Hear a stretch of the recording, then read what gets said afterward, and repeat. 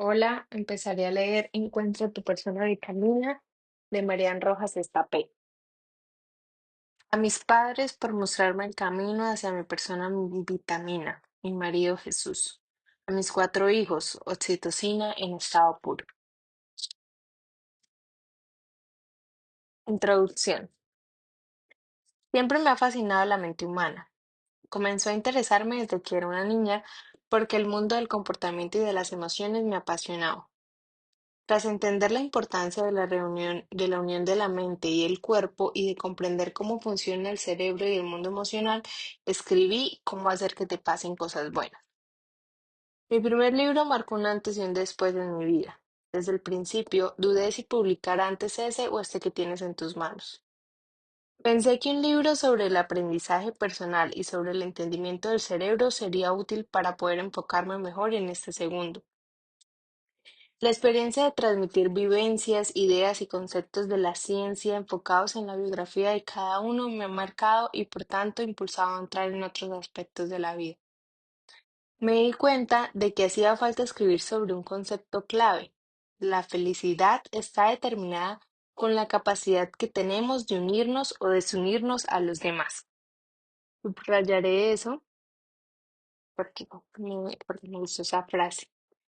La felicidad está determinada con la capacidad que tenemos de unirnos o desunirnos a los demás. Encuentra tu persona vitamina, trata de la relación entre las personas. Como seres humanos estamos diseñados para convivir, para vincularnos, tratarnos y querernos. Somos seres sociales y por tanto necesitamos por naturaleza relacionarnos con otros. Las relaciones, incluso las mejores, tienen fallos. Por eso, si no las sabemos gestionar bien, se convierten en un motivo de sufrimiento. Porque hay gente que siempre tiene relaciones de pareja complicadas y dolorosas. Es tan importante el apego y el vínculo como dicen. Porque hay quien genera más confianza que otra. Hay algo bioquímico detrás de la confianza, el apego y el amor. ¿Influye la educación que damos a nuestros hijos en el tipo de pareja que elegirán en el futuro? ¿Cómo nos vinculamos con las personas? ¿Por qué a veces nos hacen sufrir tanto? ¿Por qué hay individuos con los que sintonizamos pronto y otros que desde un primer momento nos genera antipatía o desconfianza? ¿Cómo gestionar una relación tóxica? ¿Cómo acertar en la pareja? En tiempos de pandemia nos hemos dado cuenta de este asunto. De hecho, uno de los factores que más ha contribuido a la ola psicológica de los efectos del COVID ha sido el aislamiento. No poder relacionarnos con personas, no poder tocarnos ni abrazarnos, no poder ver las caras, las expresiones faciales y las emociones de los demás por las mascarillas y dejar de disfrutar presencialmente con las personas de nuestro entorno nos ha perjudicado de manera notable.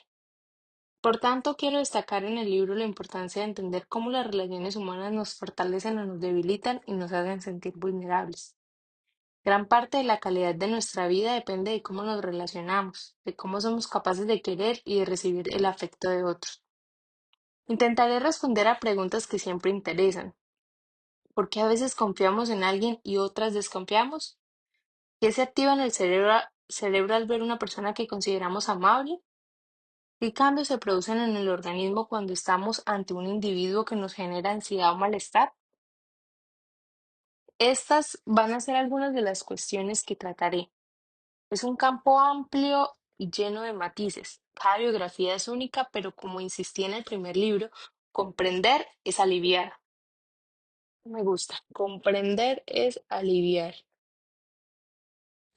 El hecho de entendernos como seres humanos genera un gran alivio. Cuando uno se comprende y se acepta, es capaz de superar las heridas o los traumas para sacar su mejor versión. Cuando uno se comprende y se acepta, es capaz de superar las heridas o los traumas para sacar su mejor versión. Bueno, continuemos. Tendrás información que te ayudará a comprender mejor la relación con tus padres, con tus hermanos, con tu pareja, con tus hijos, con tus amigos y con tus compañeros de trabajo. En definitiva, en tu entorno social. Querido lector, Empieza un viaje apasionante de tu historia de 0 a 100, desde tu concepción hasta ahora. Quiero que captes y entiendas tu manera de relacionarte con los demás. Una primera presentación, la oxitocina. Para empezar, quiero presentarte una hormona clave en todo este camino, la oxitocina. Es la encargada del parto y de la lactancia. Es importante lo que hemos avanzado en el estudio de la neurociencia en los últimos años. Y hoy se conocen muchos efectos de esta hormona en el comportamiento y en la salud. La oxitocina es la sustancia que se activa en el organismo cuando recibimos una muestra de confianza. Cuando aumenta, tendemos a ser más generosos y más atentos. Al igual que en cómo hacer que te pasen cosas buenas, nos volvimos expertos en el cortisol. Ahora vamos a conocer la oxitocina, el apego y el amor, desde un punto de vista científico, psicológico y humano. Este libro ha sido escrito durante la pandemia. Filomena, si no estuviste en España durante la primera quincena de enero, no conocerás a Filomena, la gran nevada que tiñó gran parte de la península de blanco durante muchos días, y una baja maternal. Mis 4 niños han estado presentes de forma intensa en esta obra, lo que ha perdido de perfección por las circunstancias adversas y complicadas. Lo ha ganado en verdad y en realismo. Habrá capítulos que te aporten más que otros. Lo deseable es leer el libro entero. Está diseñado para aprender algo en cada uno. En cada bloque existen temas que te pueden instruir y cautivar. También puedes coger el índice y subrayar los epígrafes que más te interesen, hojearlos y navegar por ellos para ir encontrando respuestas a muchos interrogantes de tu vida. Estas páginas te ayudarán a comprender, ya que quien no lo hace no supera de manera real las heridas de su vida y se embarca en las relaciones que no le convienen. Unas pequeñas ideas. Si te interesa entender la fisiología y la bioquímica detrás de la amistad, la maternidad o el amor, comienza con la oxitocina. Si buscas conocer tu historia, cerrar heridas del pasado y comprender tus relaciones, el bloque de apego te aportará mucho. Si te interesa leer sobre cómo trabajo las heridas y los traumas, la voz interior y los trastornos del ánimo, te recomiendo mi terapia vitamina. Si buscas entender tus relaciones de pareja o la dificultad para ellas, el bloque de la pareja te ayudará. Si eres madre o padre y quieres sacar lo mejor de ti en esta etapa apasionante, te sugiero el bloque del apego. Si convives cerca de personas tóxicas que te alteran, te aconsejo el bloque de personas tóxicas. Si quieres saber de dónde proviene tu voz interior que te machaca y tira de ti hacia abajo, te invito a que leas La grabadora interior. Si buscas entender el mundo del sexo y el placer en el siglo XXI, te recomiendo leer el capítulo del placer. Si te afecta la relación con tus padres, no dejes de leer El apego y las personas tóxicas. Si son muchos los temas que te interesan, te aconsejo que empieces por el principio. Todo tiene un sentido y el orden de los capítulos está muy bien pensado. En cualquier caso, gracias por confiar en mí. Algunas páginas te sacarán una sonrisa, otras te emocionarán, otras te harán pensar y otras te serán más lejanas porque no te encuentras en ese momento vital. Sea cual sea tu historia y tu biografía, espero de corazón que este libro te ayude, te acerque a tus personas vitamina y te impulse a convertir tus relaciones más complicadas en positivas y entusiastas. Y me encantaría que fueras tú la persona vitamina de tu entorno. Madrid, 10 de enero de 2021. Capítulo 1 o bloque 1, oxitocina. A veces tocar la piel es tan dulce como tomar entre los dedos un pedazo de bruma, como acariciar el agua casi sin tocarla, cuando está fría y viva como la misma tierra. Jorge de Bravo. 1. La hormona de los abrazos. Probablemente hayas escuchado hablar de la oxitocina. Es una hormona muy importante para la mujer en su vida reproductiva y tiene un papel esencial en el embarazo, el parto, la lactancia y las relaciones sexuales. Se libera por la glándula pituitaria tras la activación del hipotálamo. Cuando una mujer rompe agua, se produce una liberación masiva de oxitocina que es responsable de las contracciones. De hecho, muchas parturientas son tratadas con oxitocina artificial para arrancar el trabajo de parto y apoyar el alumbramiento. La hormona también está íntimamente ligada a la lactancia. La estimulación del pezón libera oxitocina en el tejido mamario y ello provoca la salida de la leche. Además, está presente en las relaciones sexuales. Influye de manera activa en la sensación de bienestar y placer que surge durante las caricias, los masajes y el propio acto sexual en sí. Todos los momentos en los que se segrega oxitocina están ligados al desarrollo de los lazos humanos. Mis conocimientos sobre esta hormona venían de mi época de estudiante de medicina. Escuché teorías varias, pero no ahondé en el tema hasta que un hecho en mi vida me hizo darme cuenta de que la oxitocina iba a ser la compañera de viaje en mis próximos estudios y conferencias. Era invierno. Unos meses antes había nacido uno de mis hijos y empezaba a incorporarme poco a poco al trabajo. Ese día me habían invitado a una jornada de psiquiatría en la que iban a presentar un nuevo fármaco. El evento tenía lugar en un céntrico hotel de Madrid y fue un coche. El aparcamiento donde lo estacioné es un lugar donde las plazas son muy estrechas y las veces que he tenido que dejar el vehículo allí, siempre he tenido problema para maniobrar. Nada más terminar la conferencia me marché porque tenía que dar de comer a mi hijo que seguía con lactancia. Esa tarde las luces del apartamento no funcionaban bien y estaba más oscuro de lo habitual. Según iba caminando al coche, vislumbré un hombre alto cerca que me miraba fijamente. Empezó a seguirme y en un momento dado se puso a gritar que le diera el móvil. Asustada le dije que no. Mi corazón empezó a latir fuerte, comencé a angustiarme y el cortisol me invadió. Todo mi sistema de alerta se puso en marcha. Taquicardia, taquipnea, sudoración. Era incapaz de pensar. Solo quería salir corriendo, pero estaba en la planta tercera del aparcamiento subterráneo. Nerviosa, busqué las llaves en el bolso y le dije al tipo que me dejara en paz. En ese momento comenzó a acercarse más y dio un grito avisando a alguien. Aprovechando ese instante me subí al coche y no recuerdo ni cómo arranqué. Salí disparada milagrosamente. No tuve que detenerme con maniobras y logré dejar atrás el peligro. Durante todo el recorrido hasta casa, el corazón me latía a gran velocidad y estaba alterada. Sentía miedo y no había manera de calmarme.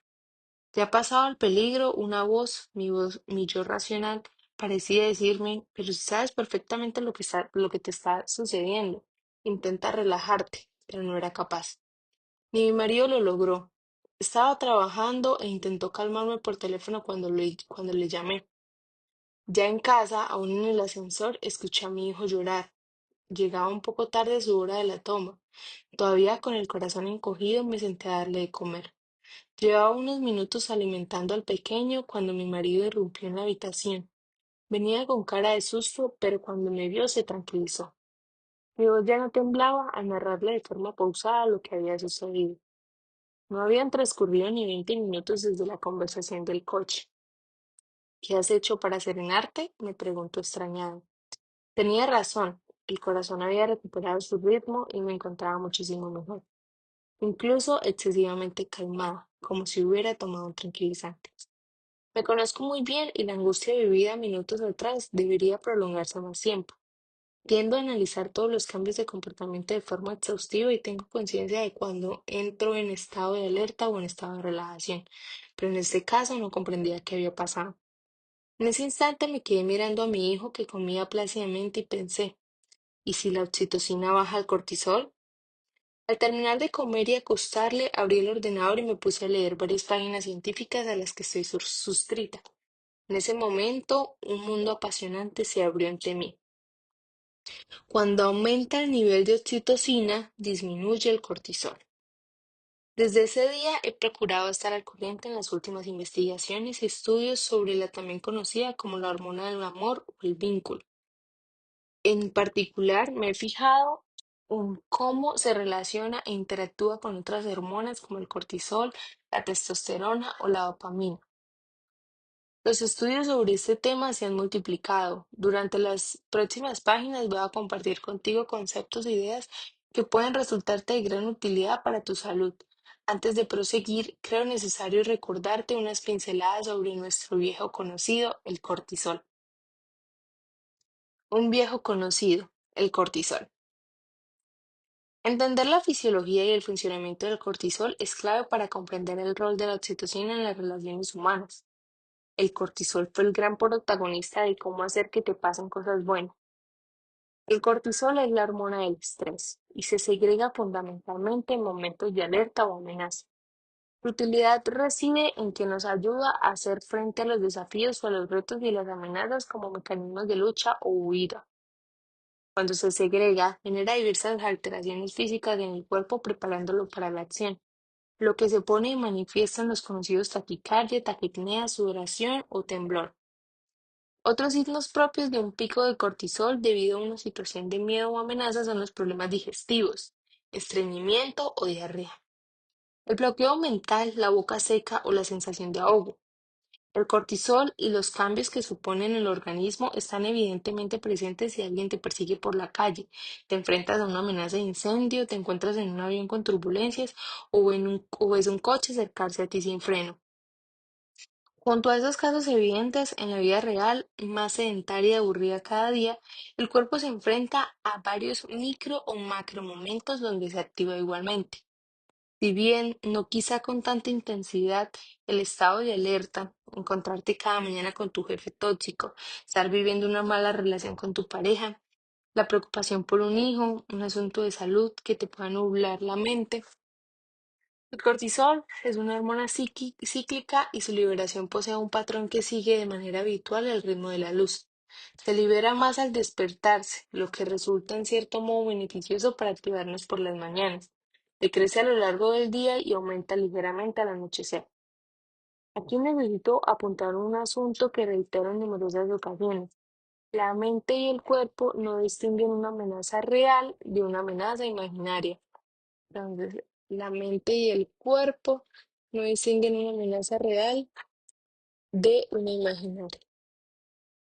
Ante algo físico que sucede en la vida o ante una suposición que solo existe en la mente, el organismo reacciona de forma muy similar. Te pongo un ejemplo.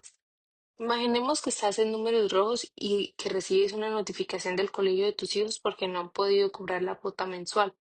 Esa situación de tensión y de angustia activa el pico de cortisol y en los meses siguientes puede surgir en ti el miedo o la ansiedad de que esa situación o dificultad económica se repita. El impacto fisiológico de ese temor es semejante a la tensión que sufriste cuando ocurrió el problema en realidad. El cortisol afecta a múltiples sistemas del organismo. Con una activación súbita, el cuerpo se prepara para salir corriendo y por tanto la sangre viaja desde los intestinos a los músculos tractores para ayudarnos y potenciar a la acción evasiva o defensiva. Por eso perdemos el apetito en los momentos de angustia. Tu musculatura recibe las señales necesarias, tanto nerviosas como bioquímicas, para prepararse para la evasión del peligro o la lucha. Esta hormona ayuda a que el oxígeno, la glucosa y los ácidos grasos cumplan sus respectivas funciones musculares. El ritmo cardíaco acelerado hace que el corazón bombee más rápido, facilitando el transporte de sangre y nutrientes a los músculos para que estos respondan ante la eventual amenaza. Por otra parte, el cortisol inhibe la secreción de insulina, provocando la liberación de glucosa y proteínas a la sangre. También tiene la relación con el sistema inmunológico, inhibiendo en primer lugar la inflamación. Ante el estrés, el organismo dosifica sus recursos energéticos, el sistema inmune precisa gran cantidad de energía. Por eso, cuando enfermas, te sientes agotado. En gran medida, esa energía está siendo canalizada y empleada por tu sistema defensivo. El cortisol, una hormona muy importante para el organismo. Lo perjudicial es el exceso de la misma. El problema con el cortisol es su liberación constante.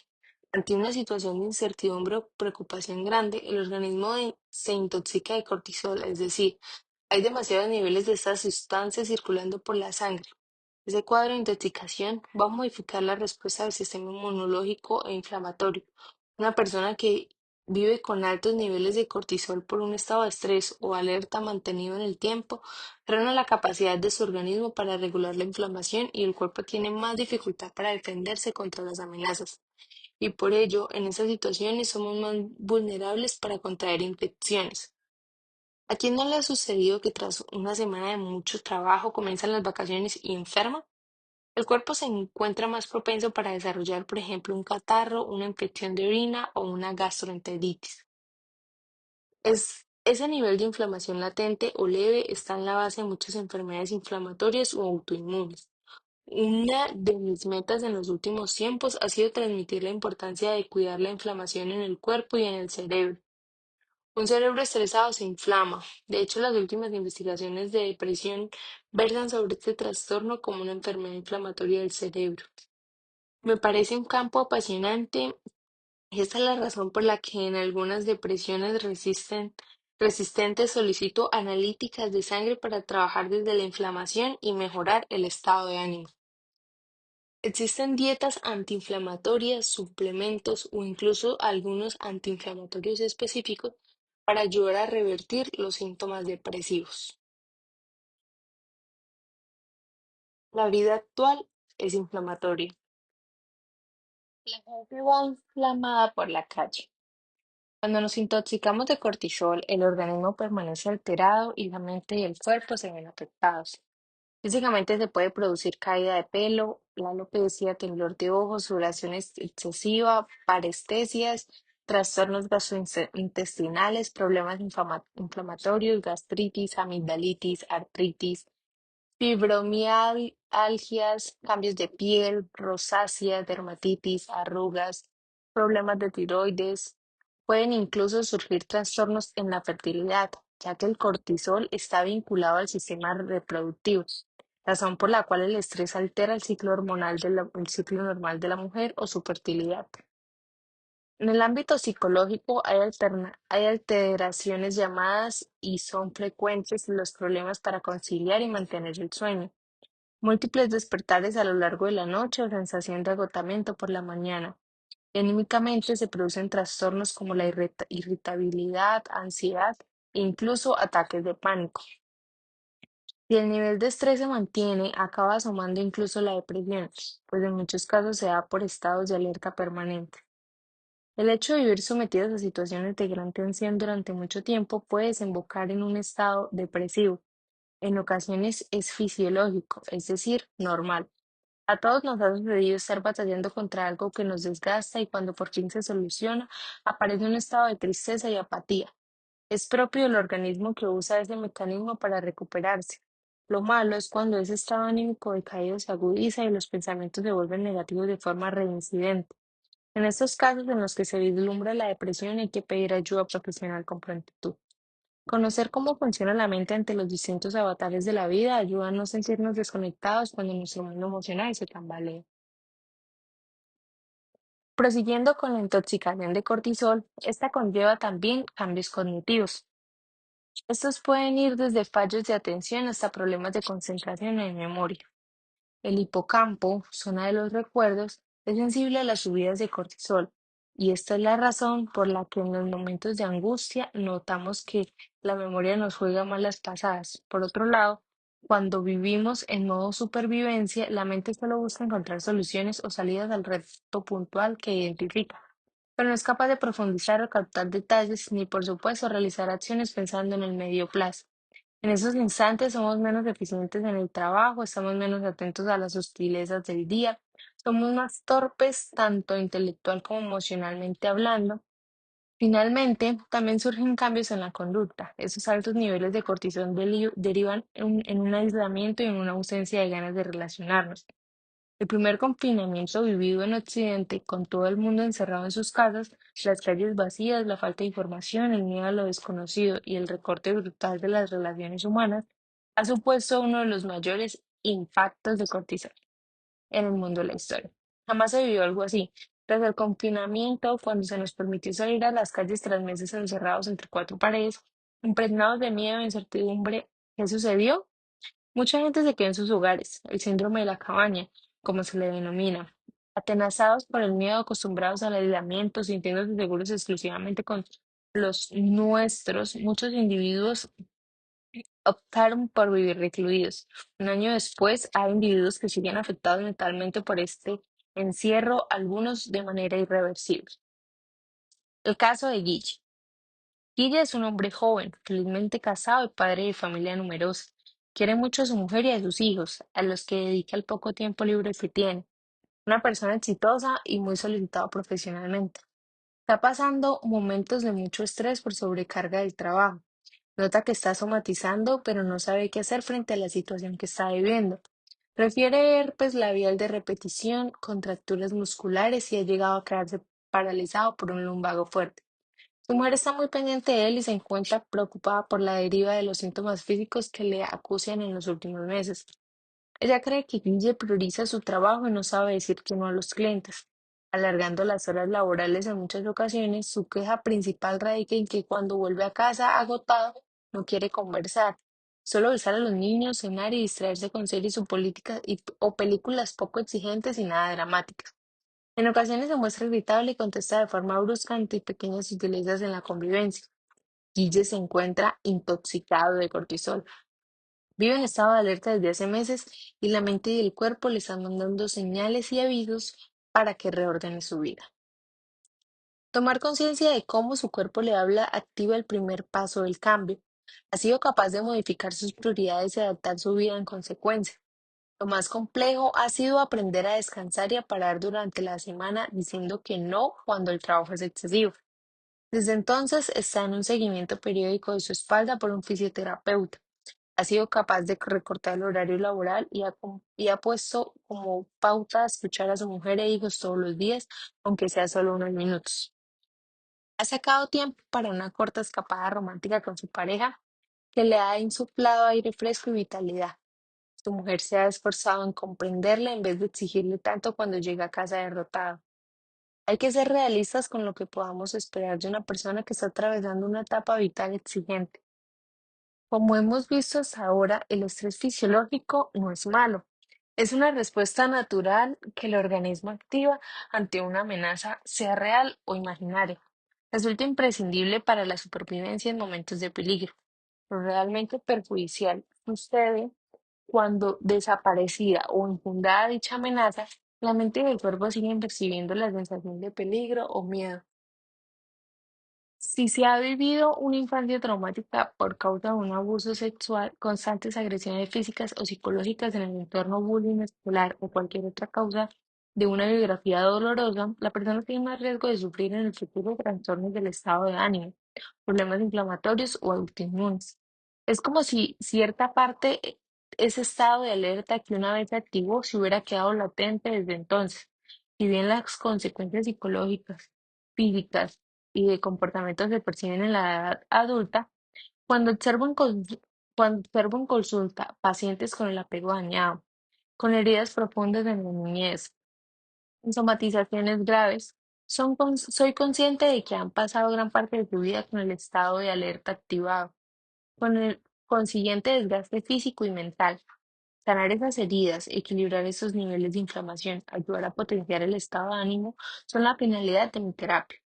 Las personas vitaminas son grandes potenciadoras de la secreción de oxitocina y contribuyen a aliviar tensión. Un abrazo bien dado puede bajar un pico de cortisol en un momento complicado. Una mirada de confianza puede impulsar de modo decisivo a alguien que supera un reto difícil. Unas palabras de ánimo pueden romper la sensación de aislamiento. La vida es en ocasiones muy dura, pero contamos con herramientas maravillosas para sobrellevarla de la forma menos dolorosa posible. Entonces dice. Las personas vitamina y la oxitocina ayudan a superar los retos y las amenazas más complejas, no al determinismo de las hormonas. Resulta impresionante contemplar cómo la neurociencia va dando cada vez más explicaciones sobre los fundamentos del comportamiento y la psicología humanos. Entender la fisiología y el mecanismo o el procedimiento interno de la toma de decisiones es básico para mejorar la propia conducta. Las particularidades de la oxitocina y entender su interacción con otras hormonas son claves para comprender por qué reaccionamos de una u otra forma ante los distintos acontecimientos de la vida. Uno de los campos en los que más avanza la ciencia en relación con la oxitocina es precisamente el estudio de cómo los niveles de esta pueden influir en la toma de decisiones. En esta materia sería injusto no citar a Paul J. Isaac, economista norteamericano que se ha especializado en las interrelaciones entre economía, empresa y mundo emocional. De hecho, se considera a sí mismo como neuroeconomista. Durante su carrera profesional, ha realizado múltiples experimentos y hallazgos sobre esta hormona. En general, su trabajo está centrado en una disciplina en concreto, la economía y en la influencia de la oxitocina en el comportamiento económico.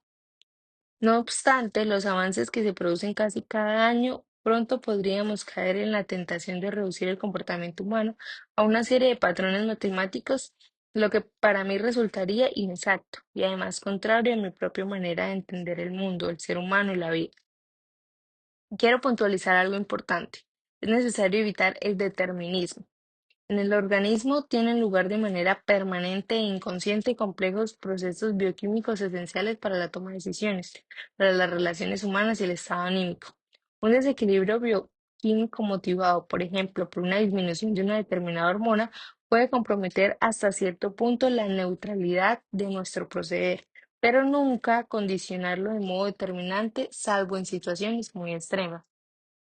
La mente y nuestro espíritu, nuestra alma, nosotros mismos somos quien tomamos al final, en libertad, nuestras propias decisiones, que serán las que esculpan las personas en las que nos vamos convirtiendo y en cómo conectamos con lo que nos rodea. No somos, por tanto, esclavos de nuestra bioquímica. No somos, eso me gustó, no somos, por tanto, esclavos de nuestra bioquímica. Estoy subrayando. La libertad como individuos, por fortuna, no puede manipularse tan fácilmente como los niveles de cortisol u oxitocina. Las hormonas influyen, pero no determinan nuestro comportamiento. Contamos con dos poderosas herramientas, la voluntad y la inteligencia, para gestionar los impulsos y las tendencias. Gracias a eso, a pesar de que nos sintamos atraídos por algo de forma intensa, podemos reconducirlo si no nos conviene en ese momento. La capacidad de posponer la recompensa ubica en la corteza prefrontal. Debe trabajarse y potenciarse porque en última instancia es lo que nos permite ser libres. La voluntad, como repite mi padre en numerosas ocasiones, es la joya de la corona de la conducta. Una persona con voluntad llega más lejos que una persona inteligente. Uno decide lo que acepta e integra en su vida. Este también me gusta. Uno decide lo que acepta e integra en su vida. No somos esclavos de lo que apetece o de procesos hormonales, sino que debemos aprender a gestionarlo para sacar la mejor versión de nuestra persona. El ser humano va adaptándose, entremezclando sus vivencias con la bioquímica propia del organismo, de la mente y del alma, convirtiéndose en quienes somos hoy. Mi trabajo como psiquiatra está orientado en gran parte a ayudar al herido emocionalmente y al que sufre. Para ello, además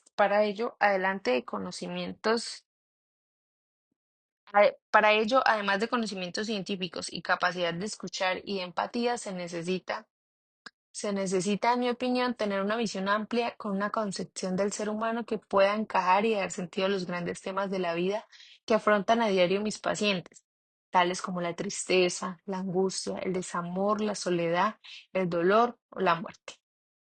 El enfoque del médico condicionará hasta cierto punto el tratamiento y las respuestas que ayudará a encontrar al paciente.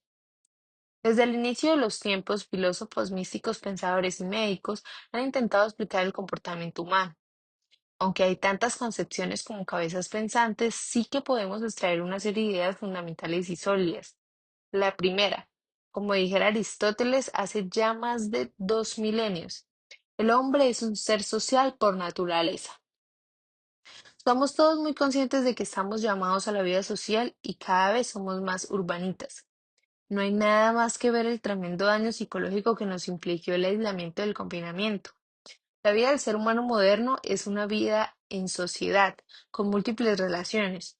Es tremendamente reduccionista concebir al individuo aislado, sino que hay que estudiarlo en su contexto.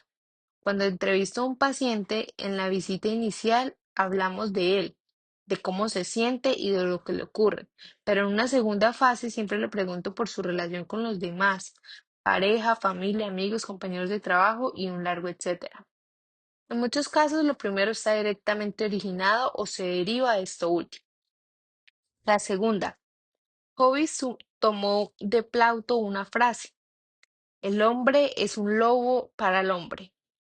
Es posible que los individuos compitan por los mismos recursos y esa competencia genere agresividad, pero no es menos cierto que existe un sentimiento mayoritario de solidaridad. Y no hablo solo de las ONG. Las religiones mayoritarias como el cristianismo, el islamismo, el hinduismo o el budismo son sistemas de creencias que tienen como pilares básicos de su práctica religiosa el amor, el respeto al prójimo o la solidaridad. Es decir, la vida social y la generosidad para con los demás forman parte de la esencia de la moral religiosa y de los principios éticos de la humanidad. Esa generosidad y esa concepción de formar parte de algo más grande que uno mismo es lo único que puede explicar los terribles sacrificios que el personal sanitario hizo durante la pandemia. Visto pues, tenemos que vivir en sociedad y sabiendo que nuestros principios nos impelen a cuidar a los demás, continuemos estudiando qué papel juega nuestra hormona, la oxitocina, en la consecución de esos grandes objetivos del ser humano.